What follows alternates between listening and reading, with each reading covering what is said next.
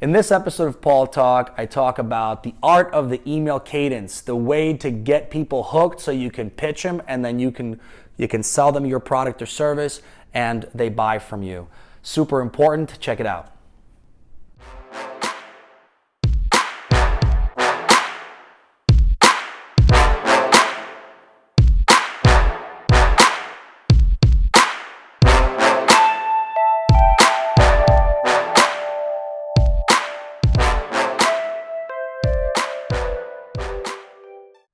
In today's world of selling, there is one main method that we use right now to hook clients, potential clients, and that is email cadence. I think email cadence is extremely important. I can't wait till it evolves to something further, but right now it's kind of what we have. Especially when you're dealing with mid-market enterprise level prospects, and getting to the right person in itself is extremely difficult. And the two biggest avenues that you have right now is LinkedIn, because you can send direct emails, and then you have your own email where you can pull emails or use Rapportive to gain this prospect's email and reach out directly. So this mini episode is all about the best practices that I believe for email subject lines and email cadence, the body of the email, what should go into your signature. So let's start with the subject line, because I think that's very important. The subject line that I've seen have been not so great. Some are good, but many are not so great. And I only say this because I have the right to say it, right? Any person who is being sold to, you could be a person that's being sold to as well, you're being sold to every day, has the right to say that. And the reason why they haven't been good for me is because they don't attract me. They don't entice me. They don't trigger anything in my mind. They're so bland. I do click on the email and I archive it so fast. And let me take you through that process so that you understand directly from someone that gets so many of these, just because, I don't really know, but there's a lot of people that want to sell to companies between 11 and 50 people apparently, okay? My thought process is this: I see it, I don't recognize it. The subject line, to be honest, I can't even remember one at the top of my head. I click into it, I see the body of the email, it's 3 paragraphs, I archive it, and I never think about it again. Then I get a bump. And it says, hey, I'm sure you haven't seen this email, or I'm sure you haven't read the email. Well, no shit, I haven't read the email because it sucked, so I didn't read it. So now you're bumping the same shitty email that I didn't read in the first place. Why are you bumping it? And then I get a third bump that does that whole thing where they say, hey, one of 3 reasons I think you're either not interested, fell and broke your foot, and so I'll call an ambulance, or 3 or whatever crap that you see sometimes online. And then that kind of stuff isn't even playful. It's just borderline annoying at this point. It's just so many people are using these type of tactics, and I think we need to evolve as a collective. So that's the process I go, just so you know, the process I go through. So what are the emails that I do read? I read emails that have words like fundraising in them, because that's what we're currently doing. I read words that, congrats on the blank, because I like to be congratulated. I read emails that say, for example, noticed you in whatever, right? So what is the consensus here of my opinion, and I'm sure people will battle me out on this, and I hope you do down in the comments below, or maybe say you agree with me. It is that the subject line needs to have some actual meat. Do your research on the prospect. Nobody wants the same shit over and over again. Nobody wants that generic ass email that you send to everybody else. And it's gotten to the point where if other recruiters emailing me or other people at my company, which is another fucking huge no-no, hit one person that you know is right. I can't stand sales cadence, email cadence, that has emails to every single member of the team like clockwork, and they're all the same. You know what that does? That puts you on the do not do anything with ever list quickly. So avoid that. Do your research, find the right person to talk to, email that one person, maybe 2 at the most if there's relevancy and you're unsure. Because if you blast all this stuff out, you blast away all your chances. Because if that one email doesn't work, then you have no other opportunity with the rest. And so if you do your research, they've raised recent money. That works really well. They've been mentioned in a competition. They won a competition. Something has happened specifically with that person. A lot of people like to put their accolades on LinkedIn. Noticed or read your report on, read your ebook, whatever you have, or saw your restaurant featured in this, or saw your company featured in this. People love that. That's going to get you a true open. Now you've created the perception of there's something in here about my company and about me. Let's see what happens. Let's do the body. God, this isn't like a mini series anymore. Just kidding. So the body of the email, because there's so much to talk about.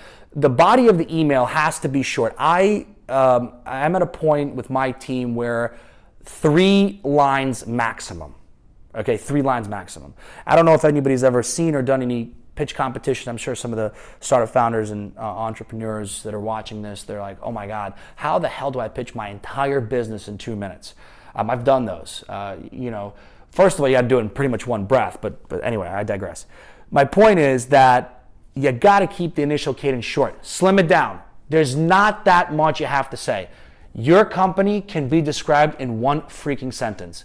If you don't know it, figure it out. Figure out the one-liner of my company is this. But even more importantly than that, I don't care right now. I don't care about your company specifically.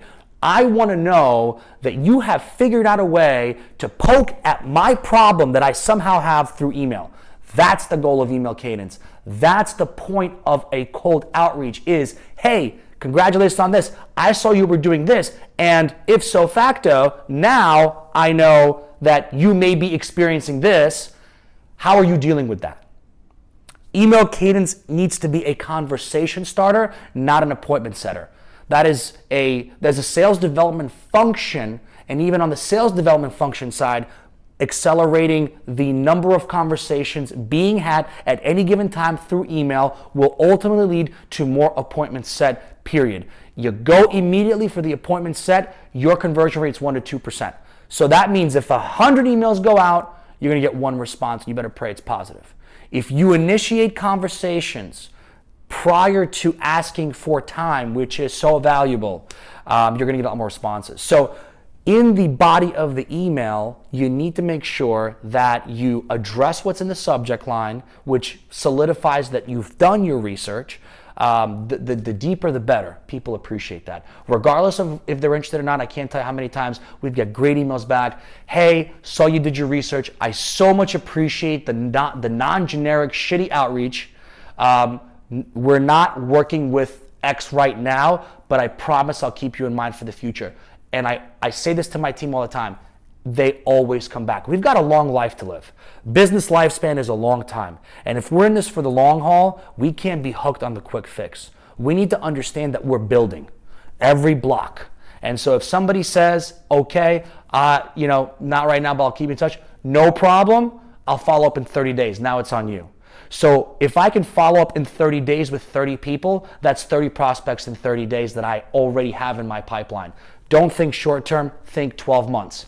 How many people can I build up over that 12 months? And that's how you build a true pipe. That's how you accelerate. It all starts with this email cadence in the body of this email to hook them enough where they know you care, and then you bump that chain constantly, month over month. I got at least 3 clients this way that signed after the 5th month that I was doing a friendly reach out because they remembered who I was, and I kept in touch, and I kept my promise, which is task management. Previous episode, Trello board, task board, very important. Part of your daily goals. So tie this together. Subject line, body, signature. Video content's great. Ebook content's great. Your photo, they say, yes, it's true. It does increase your conversion percentage as well because people get a chance to see who you are. I like to include my LinkedIn because people do click on LinkedIn all the time. Feel free to connect with me on LinkedIn. Feel free to check out my recommendations, whatever it is. I like to include that somewhere, so definitely do that. And then, the rest of it, phone number, whatever it is. Anything interesting that you have, concise, that's going to stay in the signature line of the email. So, quick recap, subject line is going to be a trigger, think about it from that person's perspective. What's going to trigger that attention, trigger that open, something relatable to the human being, to the prospect themselves, or to the company that they are directly related to. If they're in sales, do not message them about something that happened in a division that they're not directly related to. It's not going to resonate as well.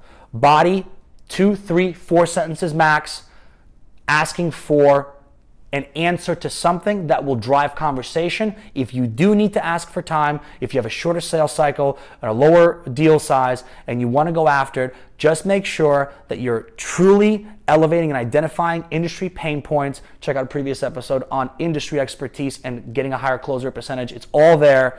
And then sign off and then bump that. And I think you're going to see a lot more results. And that's my 2 cents on email cadence. Please let me know if you have other strategies. I'm always trying to learn, and I'm always trying to educate my sales team as well on other awesome ways that have worked for you when you're reaching out to prospects to get positive responses, whether it be by email or some third-party software or LinkedIn, for example. Signing off. When we are selling, we need to mentally see the close, okay? I know this sounds weird, maybe slightly philosophical, but it freaking works, okay?